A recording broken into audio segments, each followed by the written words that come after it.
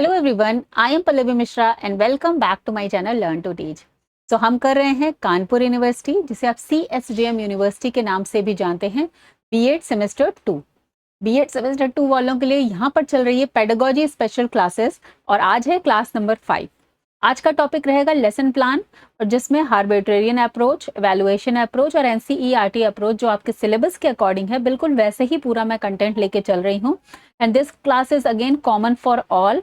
आपका चाहे maths pedagogy है, बायो पेडागोजी है, फिजिकल साइंस है, इंग्लिश है, कॉमर्स है, SST है, सोशल साइंस है, कोई भी पेडागोजी के जो सब्जेक्ट्स हैं, तो जो कॉमन टॉपिक्स हैं वो यहाँ पर हम कर रहे हैं। आपको यहाँ पर एग्जाम में क्वेश्चंस देखने को मिलते हैं, 5 से 6 क्वेश्चन आपको यहाँ पर देखने को मिलेंगे। और पूरी पेडागोजी का स्पेशल जो क्लासेस हैं उससे 40 to 50 क्वेश्चंस आपको देखने को मिलेंगे। तो चलिए क्लास स्टार्ट करते हैं। इससे पहले अगर आप मेरे चैनल पर नए हैं, पहली बार आए हैं और कानपुर यूनिवर्सिटी या उसके एफिलिएटेड कॉलेज से बीएड कर रहे हैं, तो चैनल को सब्सक्राइब कर लीजिए।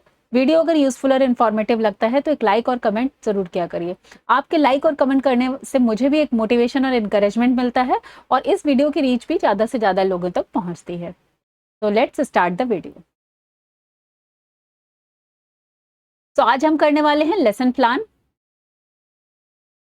तो बेसिकली लेसन प्लान होता क्या है? A lesson plan is a detailed guided prepared by a teacher which indicate the objective, subject matter, learning experiences, audio visual aids, visual aids, methods and techniques etcetera.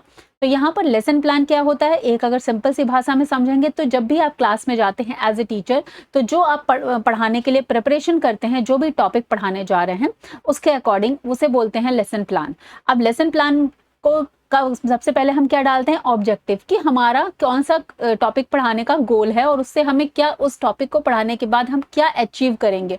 Means हमें उस topic को introduce करने को, उस बच्चे को पढ़ाने के लिए क्या ऑब्जेक्टिव है, क्यों हम पढ़ा रहे हैं। दूसरा, फिर उसी को क्यों पढ़ा रहे हैं, उससे रिलेटेड जो आपका सब्जेक्ट मैटर है। देन आप लर्निंग एक्सपीरियंस, जो किस तरीके से आप उस लेक्चर को अपने क्लास में डिलीवर करेंगे, उससे बच्चों का क्या लर्निंग एक्सपीरियंस रहेगा। एंड कौन से ऑडियो और विजुअल एड्स आप यूज करेंगे, मीन्स टीचिंग लर्निंग मटेरियल, और मेथड्स कौन सी होंगी, टेक्निक्स कौन सी होंगी, ये सारा लेसन प्लान के अंदर एक डिटेल्ड गाइड होती है जो prepared by a teacher. It's a detailed guide, और कौन प्रिपेयर करता है, prepared by a teacher. Okay, तो ये डेफिनेशन के तौर पे आप लेसन प्लान को समझ सकते हैं। Generally there are 3 levels of planning. अब 3 लेवल की प्लानिंग होती है, एक तो वीकली, एक तो मंथली और एक एनुअली प्लानिंग। ठीक है, तो हम लोग इसको बिग लेवल पर 3 लेवल की प्लानिंग कहते हैं, और एक हम पर्टिकुलर एक क्लास के लिए भी लेसन प्लानिंग होती है, लेकिन अगर जनरल हम इसको डिवाइड करेंगे तो 3 लेवल्स पर डिवाइड होगी। Okay, now coming to the next, basic elements of lesson plan. अब लेसन प्लान के बेसिक एलिमेंट्स क्या हो सकते हैं उस पर बात कर लेते हैं। Well structured lesson plan include the following in elements. कौन कौन से? नंबर 1 तो होगा जनरल इन्फॉर्मेशन। जब जिन लोगों ने भी क्लास में के लिए फाइल बनाई हुई है, तो उन्होंने देखा होगा सबसे पहले हम लोग जनरल इन्फॉर्मेशन डालते हैं, कौन से सब्जेक्ट के लिए आप लेसन प्लान बना रहे हैं, क्लास क्या है, टॉपिक कौन सा रहेगा, ड्यूरेशन क्या रहेगी और आपका नाम। तो ये जनरल इन्फॉर्मेशन एक लेसन प्लान का बेसिक एलिमेंट में आता है। नेक्स्ट आप उस पर ऑब्जेक्टिव लिखते हैं। अब ऑब्जेक्टिव भी 2 तरह से हो सकता है, एक तो जनरल ऑब्जेक्टिव, जिसे बोलते हैं ब्रॉड जनरल लर्निंग गोल्स, मतलब जो आपको क्या आपका जनरल ऑब्जेक्टिव है, एक बड़े लेवल में क्या ब्रॉड लेवल का अपना गोल लेके चल रहे हैं बच्चे को ये टॉपिक पढ़ाने के लिए। और उसके अलावा नेक्स्ट होता है specific objective, means measurable learning outcome. Specific का मतलब होता है पर्टिकुलर, उसी ही जैसे कि फोर्स का हमने पढ़ाया, तो डेफिनेशन ऑफ फोर्स पता होगा और कॉन्सेप्ट ऑफ फोर्स उस बच्चे को पता होना चाहिए, दैट इज स्पेसिफिक ऑब्जेक्टिव। ठीक है, लेकिन जनरल ऑब्जेक्टिव में क्या हो सकता है कि आगे जाके उसको हमें जो है फिजिक्स के या साइंस के बड़े बड़े आइडियाज जो है एक्सप्लेन करने हैं, तो वो जनरल, इसलिए अभी हमने उसको छोटे छोटे डेफिनेशंस को इंट्रोड्यूस कर रहे हैं। तो इस तरीके से ऑब्जेक्टिव आता है उसका एलिमेंट। थर्ड है टीचिंग एड्स। अब आप कौन से टीचिंग मटेरियल यूज कर रहे हैं। जिन लोगों ने अपनी टीचिंग की है या सेमेस्टर 3 में शायद टीचिंग के लिए आता है, तो सेमेस्टर 3 में आप करेंगे, लेकिन आपने लेसन प्लान वगैरह बनाया होगा, फाइल बनाई जाती है। तो मटेरियल यूज्ड फॉर टीचिंग जैसे चार्ट्स हैं, PPTs है, आजकल पावर पॉइंट प्रेजेंटेशन बनती है, मॉडल्स हैं या वीडियो है, वीडियोस के थ्रू कैसे आप कौन सी चीजें यूज कर रहे हैं बच्चे को अपना टॉपिक समझाने के लिए। ठीक है, तो इस तरीके से आप समझ सकते हैं। नेक्स्ट देखते हैं। एक बात और, पेड नोट्स के लिए आप यहाँ पर learn2teachhub.com पे वेबसाइट पर जाके विजिट कर सकते हैं। बहुत ही ईजी और सिंपल लैंग्वेज में इसी तरह से एग्जाम ओरिएंटेड जो आपका ऑब्जेक्टिव पेपर होता है उसी के बेसिस पे आपको कंटेंट मिल जाएगा। चलिए आगे बढ़ते हैं। नेक्स्ट है टीचिंग मेथोडोलॉजी। अब आप अपना टीचिंग जब करने जा रहे हैं तो कौन सी मेथड यूज करने वाले हैं, lecture method, discussion method, demonstration method या कोई एक्टिविटी करा के बच्चे को सिखाएंगे। तो टीचिंग मेथोडोलॉजी इसका पार्ट हो गया। प्रीवियस नॉलेज टेस्टिंग, अब अगर आप लोगों ने टीचिंग करी है या नहीं करी है तो शायद आप सेमेस्टर 3 में करेंगे, तो वहां पर आपको समझने को मिलेगा कि जब भी आप किसी टॉपिक को इंट्रोड्यूस करेंगे तो सबसे पहले आप बच्चे को उसकी प्रीवियस नॉलेज से कनेक्ट करेंगे कि बच्चा क्या जानता है। ठीक है, जैसे कि एक सिंपल से एग्जांपल लेते हैं, अगर मैथ्स में आप बच्चों को कॉस्ट प्राइस और सेलिंग प्राइस की बात करें तो पहले आप उसको एक स्टोरी के थ्रू, एक इंसिडेंट के थ्रू कनेक्ट कर सकते हैं कि अगर आप शॉप पे जाते हैं और आपने किसी शॉपकीपर से कोई चीज़ खरीदी है, फिर इस तरह में आपने उसको सेल किया या इस तरह में किया है, तो एक एग्जाम्पल आप मीन्स बच्चा जो जानता है, फिर वहां से आप उसको इंट्रोड्यूस करेंगे what is cost price.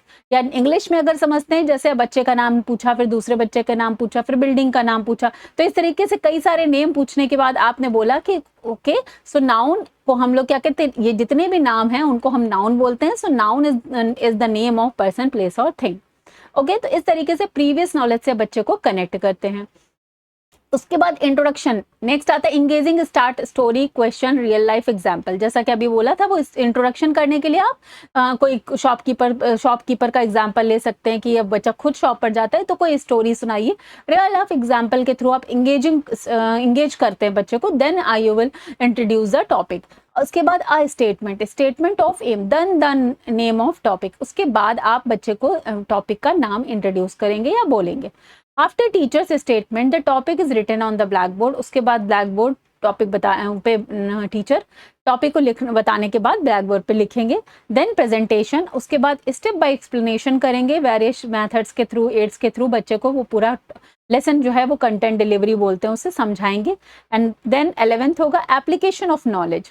Activities करवाइए, प्रॉब्लम सॉल्विंग या रियल लाइफ एप्लीकेशंस के थ्रू। आपको याद रखना है, आप पेडागोजी में यही है कि जितना से ज़्यादा बच्चे को एक्टिविटी के थ्रू समझाएं, प्रॉब्लम सॉल्विंग स्किल्स उसकी डेवलप हो, उसको रियल लाइफ एग्जांपल्स देके समझाएं, क्योंकि सिर्फ लेक्चर मेथड को अच्छा नहीं माना जाता है। अभी हम लोग आगे मेथड्स भी करेंगे, तब आपको ये चीज़ें और क्लियर हो जाएंगी। चलिए नेक्स्ट देखते हैं। एंड द लास्ट आता है फिर आपका इवेल्युएशन। उसके बाद बच्चे से आप ओरल या रिटन क्वेश्चंस पूछ सकते हैं, क्विज पूछेंगे, वर्कशीट्स देंगे, क्लास डिस्कशन करेंगे। तो this is the part of lesson planning. उसके बाद लास्ट में आता है होमवर्क या असाइनमेंट, जिसमें आप प्रैक्टिस क्वेश्चंस, रिसर्च या क्रिएटिव टास्क आप बच्चे को दे सकते हैं। तो दीज ऑल आर 12 आप एलिमेंट्स ऑफ लेसन प्लान में इसको याद रखें। क्लियर हो गया? चलिए आगे बढ़ते हैं। नेक्स्ट देखते हैं characteristics of a good lesson plan. अब गुड लेसन प्लान के कैरेक्टरिस्टिक्स अगर पूछ लिया जाता है तो क्लियरली डिफाइंड ऑब्जेक्टिव, इसका ऑब्जेक्टिव वो है वो क्लियरली डिफाइंड होना चाहिए। मतलब learning goal should be specific, measurable and achievable. ऐसे होने चाहिए, पहली बात तो स्पेसिफिक होने चाहिए, मेजर करा जा सके, मीन्स हम लोग समझ पाए कि बच्चे ने क्या सीखा, और अचीव करने वाले होने चाहिए। तो क्लियरली डिफाइंड गोल होना चाहिए। वेल ऑर्गेनाइज्ड स्ट्रक्चर होना चाहिए। लॉजिकल सीक्वेंस ऑफ एक्टिविटीज, जो भी हम बच्चे को पढ़ाएं तो एक सीक्वेंस में होना चाहिए, जिससे सिंपल टू कॉम्प्लेक्स, सिंपल से हम बात करते हैं, सिंपल टू कॉम्प्लेक्स बोलते हैं उसको। जब भी आप बच्चे को पढ़ाते हैं तो क्या है, एक ऑर्गेनाइज्ड वे में स्ट्रक्चर्ड ऐसा होना चाहिए कि सिंपल टू कॉम्प्लेक्स लेके जाएंगे कि बच्चे को पूरा चीज समझ में आए। नेक्स्ट है स्टूडेंट सेंटर अप्रोच। हमेशा जो आपका लेसन प्लान है या कुछ है तो उसमें स्टूडेंट्स को सेंटर में रखकर सारी अप्रोच आप यूज करेंगे। Encourage student participation and engagement, बच्चे से एक्टिविटी कराएंगे, कुछ उसको टास्क देंगे जिसके थ्रू आप बच्चे को रियल लाइफ एग्जांपल्स में बताएंगे, उससे खुद क्वेश्चंस पूछेंगे। तो ऐसे स्टूडेंट सेंटर्ड अप्रोच आपको अपनानी है। Flexibility allows for modification based on students need. अब मान लीजिए एज ए टीचर आप कुछ लेसन प्लान बना के लेकर गए हैं, बट वहां पर आपको स्टूडेंट की नीड में जो दिख रहा है कि कुछ बच्चा है बहुत जल्दी चीजें ग्रैस्प कर रहा है, कुछ है जिसको टाइम लग रहा है, तो वो depend on the children's need आप जो है फ्लेक्सिबल रखेंगे अपना लेसन प्लान। नेक्स्ट है use of teaching aid to enhance understanding through visual and interactive tools. समझ में आई गया। Effective assessment methods ensure student have understood the topic. उसके लिए असेसमेंट मेथड जो है इफेक्टिव हैं, क्योंकि जैसा कि हम सभी जानते हैं कि बच्चे हर क्लास में हर एक लेवल का नहीं होता है, कोई फास्ट लर्नर है, कोई स्लो लर्नर है, कोई मीडियोकर है, एवरेज है। तो आपको हर किसी के साथ आपका असेसमेंट ऐसा होना चाहिए कि आप हर किसी को एक कह सकते हैं इफेक्टिवली जज कर सकें, एसेस कर सकें। ठीक है, तो ऐसा नहीं कि अगर सभी बच्चे को एक ही तराजू में तोल देंगे, बोलेंगे, तो फिर आप उसका असेसमेंट उसको अच्छा नहीं माना जाता। इसीलिए आप देखते हैं कि अब अभी हम आगे पढ़ेंगे इसमें CCE continuous and comprehensive evaluation पूरा आपका टॉपिक है कि कैसे बच्चे को आपको कंटिन्यूअस इवैल्यूएट करना है थ्रू क्विजेस, थ्रू छोटे छोटे प्रोजेक्ट जो आजकल क्लास में दिए जाते हैं, और 10 मार्क्स का एक जो है ग्रुप एक्टिविटी रख दी जाएगी, या बच्चे से कुछ को करिकुलर एक्टिविटीज, इन सब में उनको बच्चे को तरह तरह से जज किया जाता है, ना कि एक फाइनल। ठीक है, तो वो सब हम अभी आगे इवैल्यूएशन में पढ़ेंगे। Team management, proper allocation of time for different lesson stages, और साथ में आपका जो टाइम मैनेजमेंट भी है कि भाई ऐसा भी नहीं कि एक ही चैप्टर पे हमने बहुत टाइम लगा दिया फिर दूसरा हम कवर ही नहीं कर पा रहे हैं, तो वो टाइम मैनेजमेंट भी बहुत इंपॉर्टेंट है। ठीक है, तो इस तरीके से these are the characteristics of good lesson plan, आप समझ सकते हैं। ओके, सो यहाँ पर मैं बात करूंगी कि पेड नोट्स के लिए learn2teachhub.com वेबसाइट पर आप विजिट कर सकते हैं। यहाँ पर आपको पूरा, जैसा कि मैं आपको कंटेंट पढ़ा रही हूँ, बिल्कुल इसी तरह से सिंपल और इजी लैंग्वेज में पूरा कंटेंट मिलता है। PDF notes for English medium students, बार बार बता रही हूँ, for English medium students, plus आपको इसमें ऑल MCQs मिलते हैं जो भी इजी नोट्स के हैं, और साथ में आपको 3 साल के PYQ मिलते हैं। इसके बाद आपको कोई भी और कंटेंट खरीदने की ज़रूरत नहीं है, इसमें से ही आपका पूरा 100% पेपर जो है आपका यहाँ पर ही आपको देखने को मिलेगा और यहीं से निकलेगा। ठीक है, और नोट्स का एक्सप्लेनेशन मैं क्लासेस में ले ही रही हूँ, तो आपको कंप्लीट एक्सप्लेनेशन भी चैनल को देखने को मिलेगा। कोई भी अगर प्रॉब्लम आती है नोट्स को परचेस करने पे, तो आप 7208053840 इस नंबर पर मैसेज करके जो प्रॉब्लम है उसको सॉल्व करवा सकते हैं और नोट्स परचेस कर सकते हैं। चलिए आगे बढ़ते हैं। अब हमने बात कर ली लेसन प्लान की। अब लेसन प्लान में जो आपको 3 अप्रोचेस पढ़नी है हम उसकी बात करेंगे, जिसमें नंबर 1 है आर्बिट्रेरियन अप्रोच। ये लेसन प्लान बनाने की एक अप्रोच है। ठीक है, तो इस पे क्वेश्चन आता है। पहला क्वेश्चन तो कई बार यही आया हुआ है कि आर्बिट्रेरियन अप्रोच जो है कितने स्टेप्स होते हैं, तो यहाँ पर 5 स्टेप्स होते हैं। क्लियर, चलिए देखते हैं। The arbitrarian approach to lesson planning was developed by John Frederick Herbart, इन्होंने डेवलप की थी, इसीलिए इनके नाम पर आर्बिट्रेरियन अप्रोच रख दिया गया। It is a teacher centred method, याद रखना है, it is a teacher centred method that follows a structured sequence of steps to facilitate effective learning. तो एक स्ट्रक्चर्ड इनका इन्होंने जो है टीचिंग लर्निंग प्रोसेस को इफेक्टिव बनाने के लिए एक स्ट्रक्चर ऑफ सीक्वेंस में स्टेप्स इन्होंने दिए हैं। It is based on psychological principles and emphasise systematic teaching through logical sequence of content. Psychological principles मतलब ये होता है कि आप बच्चे को, टीचर सेंटर्ड मेथड जरूर है बट बच्चे को ध्यान में रखकर बनाया गया है। ठीक है, साइकोलॉजिकल प्रिंसिपल्स ये बोलते हैं, और एक सिस्टमैटिक टीचिंग को यहाँ पर ये प्रोवाइड कराते हैं, उसके लिए इन्होंने स्टेप्स दिए हैं। तो मेन अगर आपको क्वेश्चन आप पेपर में आता है कि आर्बिट्रेरियन अप्रोच में कितने, लेसन प्लान में कितने स्टेप्स होते हैं, तो आप 5 कोर स्टेप्स लिखेंगे, तो 5 ही लिखेंगे। सबसे नंबर 1 आता है preparation, to link students prior knowledge with new lesson plan, तो ये आपकी प्रिपरेशन होनी चाहिए। Then presentation, to introduce the new concept in a step by step manner. Then association and comparison, to help student connect the new topic with existing knowledge, उसके बाद जो नया टॉपिक है उसको न्यू टॉपिक से एग्जिस्टिंग नॉलेज से उसकी कनेक्ट करवाना। Generalisation, to help student to conclude key point and generalise concepts, उसके बाद उन चीज़ों को समझकर वो एक जनरल आइडिया अपने माइंड में तैयार कर पाए related to the topic. And the last is application, to help student conclude key point and generalise concept.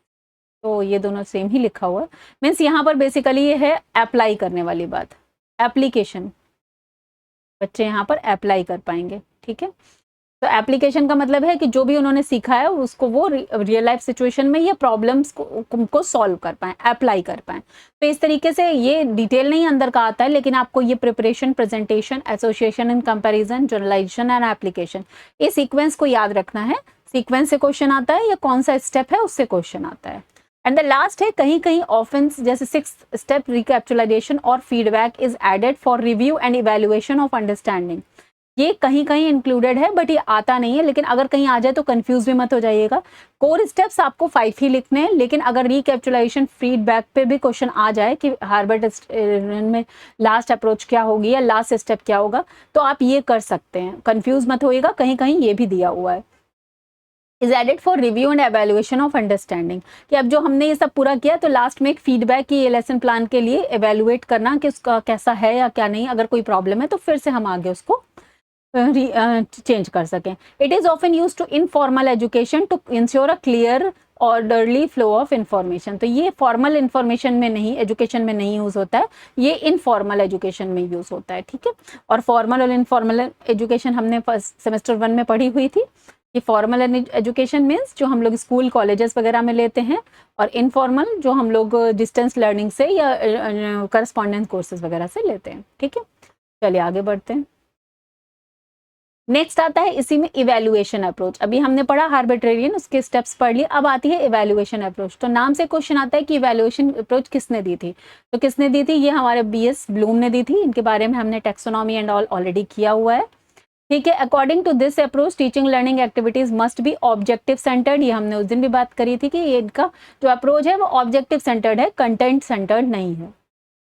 Bloom also considered education as a tripolar process. ये हमने पढ़ा हुआ है। The poles are objective learning experiences and the change of behavior. Okay, evaluation includes all activities of teaching and not only people performance.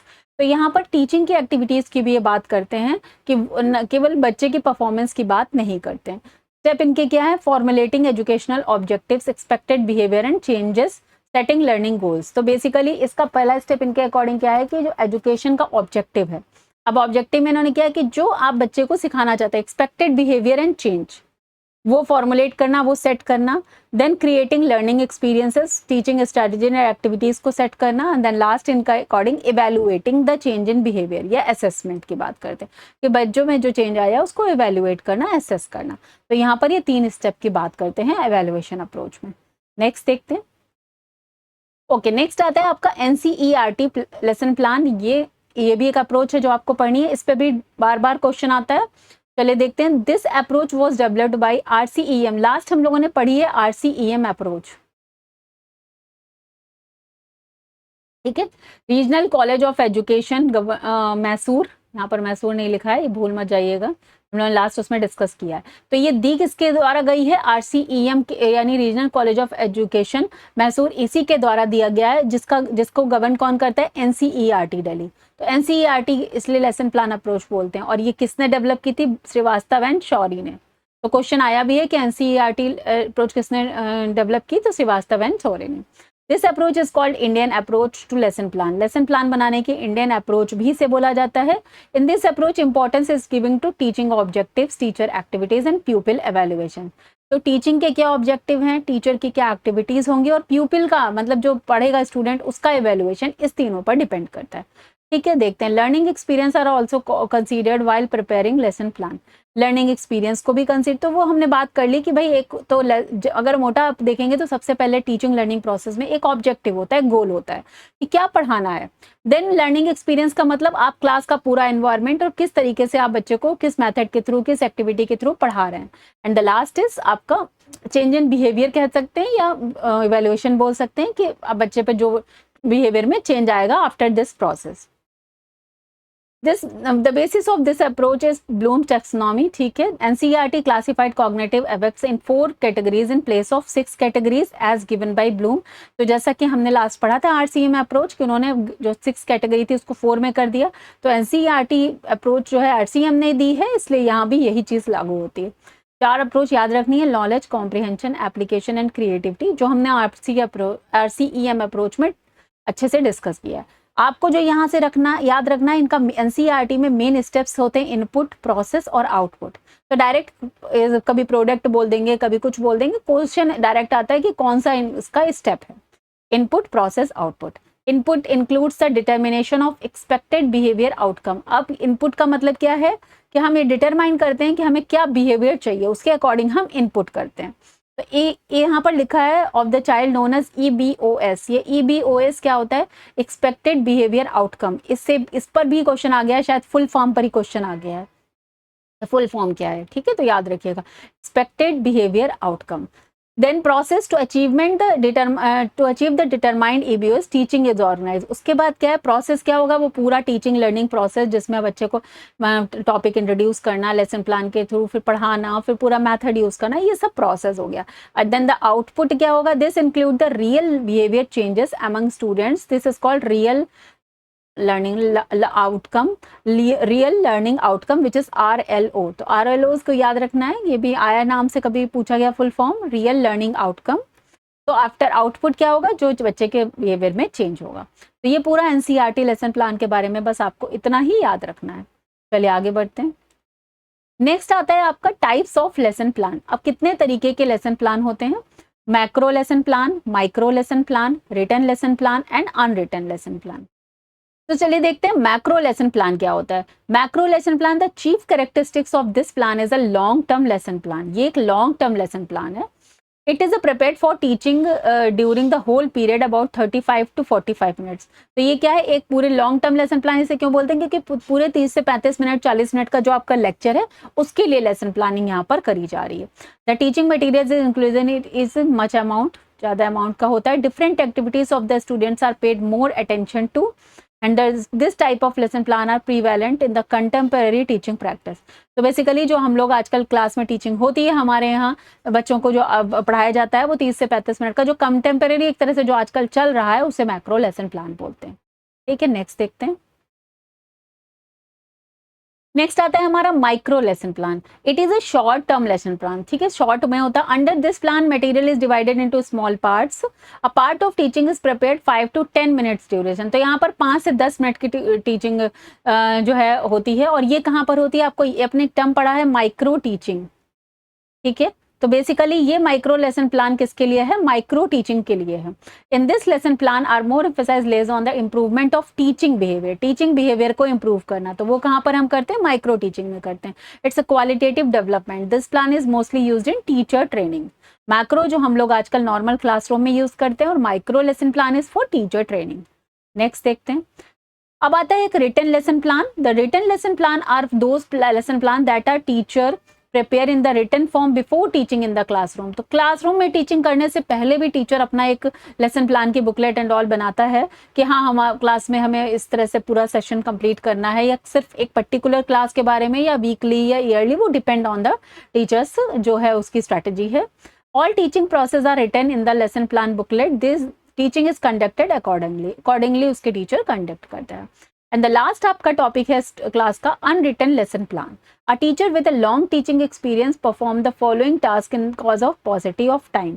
अब इसमें क्या है, जैसे first he makes in his mind the draft of the whole lesson plan before classroom teaching. उससे पहले एक draft, तो देखिए एज ए टीचर अगर आप लोग भी टीचिंग कर रहे हैं तो पहले एक दिमाग में रखते हैं ना कि आज जाके हम क्या पढ़ाएंगे।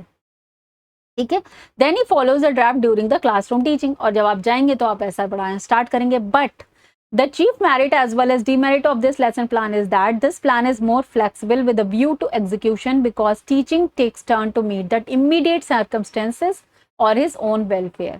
अब यहाँ पर एज ए टीचर आप गए, लेकिन जब वहां पर गए तो आपने जो प्लान किया था उसके अकॉर्डिंग आपको दिख रहा है नहीं अरे मेरा तो कुछ और बचा हुआ है, या हम पहले ये कर लें क्योंकि ये ज़्यादा इंपॉर्टेंट है, या बच्चे कम आए हुए हैं तो आपने कहा कि नहीं आज हम रिवीजन ही डालेंगे।